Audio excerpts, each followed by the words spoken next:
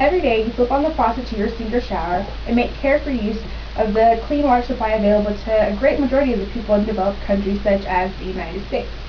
According to the water.org, the average American uses about 400 liters of water per day.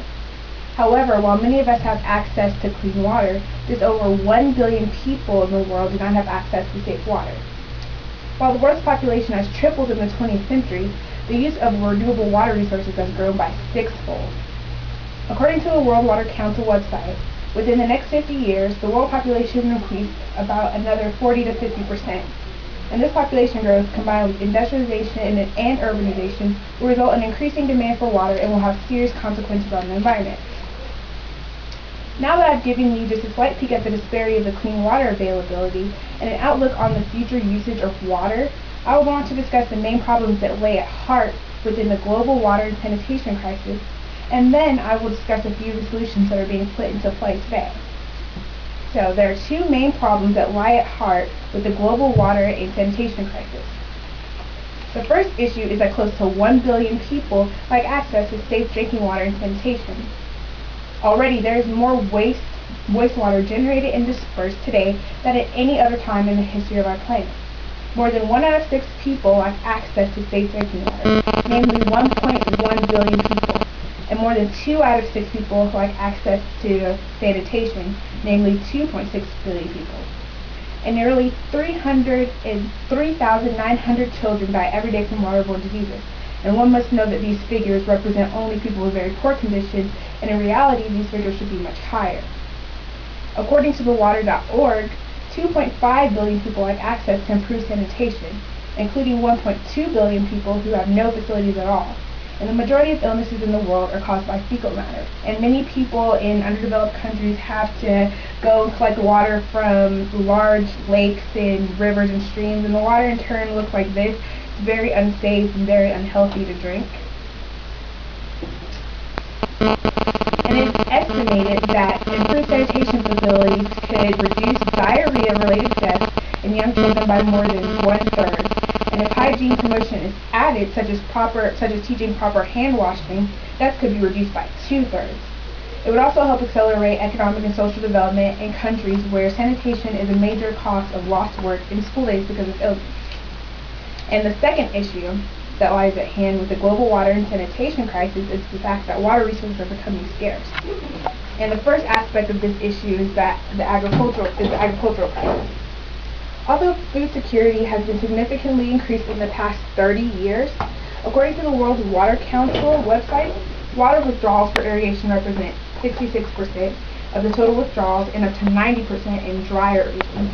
And the other 34% are being used by domestic households, which is 10%, industry 20%, or evaporated from reservoirs, which is 4%. As the per capita increases due to changes in lifestyle, as the population increases as well, the proportion of water for human use is increasing. This, coupled with spatial and temporal variations in water availability, means that the water to produce food for human consumption, industrial processes, and all other uses is becoming scarce. And the second aspect of the water scarcity problem is the environmental crisis. It is all the more critical that increased water use by humans does not only reduce the amount of water available for industrial and agricultural development, but has a profound impact on aquatic ecosystems and their dependent species. Environmental balances are disturbed and cannot play their regulating role anymore.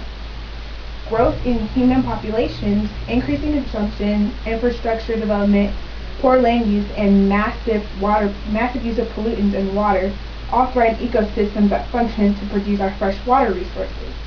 Ecosystems evolve far too slowly to adapt to quick and harsh changes, and cannot play their purifying and regulating role anymore. And the third and final aspect of the water scarcity issue is an increase in tensions. As the resource is becoming scarce, tensions among different users may intensify both at the national and international level. Over 260 basins are shared by 2 or more countries. In the absence of strong institutions and agreements, changes within a basin can lead to transboundary tensions. And when major projects are continued without regional collaboration, they can become points of conflict, only heightening regional instability. The Paraná, La Plata, and the ROC are examples of this. Due to the pressure on the ROC, 2/3 of its volume has disappeared, leaving 36,000 kilometers of marine grounds covered in salt. And now that I have discussed the extent of the problem of the global water sanitation crisis, I can discuss some of the solutions that are being put into play to help lessen and eventually eliminate this issue, or try to eliminate this issue. There is a water crisis today, but the crisis is not having too little water to satisfy our needs. It is a crisis of managing water so badly that billions of people and the environment suffer. This is a quote given by the World Water Vision Report. With the current state of affairs, corrective measures can be taken to avoid the crisis to be worsened. This increasing awareness of our fresh water resources that are limited and need to be protected in both terms of quality and quantity. The water challenge affects not only the water community, but also decision makers at every level. Water is everybody's business was one of the key messages of the Second World Water Forum. And according to the World Water Council, whatever the use of fresh water, agricultural, industry, domestic use, huge saving of water and improving of water management is possible. Almost everywhere water is wasted as long as people are not facing water scarcity and believe that their access to water is obvious and a natural thing. With urbanization and changes in lifestyle, water consumption is bound to increase. However, changing in food habits, for example, may reduce the problem. Knowing that growing 1 kilogram of potatoes requires only 100 liters of water, whereas growing 1 kilogram of beef requires 13,000 liters of water. Water should be recognized as a great priority, and one of the main objectives of the World Water Council is to increase awareness of the water issue. Decision makers at all levels should be implicated. One of the development goals is to halve, by 2015, the proportion of people without sustainable access to water, to safe drinking water and sanitation. To reach that aim, several measures should be taken, which are guaranteeing the right to water, decentralizing the responsibility for water, developing the know-how at the local level, increasing and improving financing, and evaluating and monitoring water resources. As stated on both wateraidamerika.org and thewatercouncil.org, as far as transboundary conflicts are concerned, regional and economic development and cultural preservation can all be strengthened by states of cooperating water. Instead of trends towards war, water management can be viewed as a trend toward cooperation and peace. Many initiatives are launched to avoid crises. Institutional commitments like the Senegal River are created. And in 2001, the UNESCO and Green Cross International have joined forces in response to the growing threat of conflicts like links to water.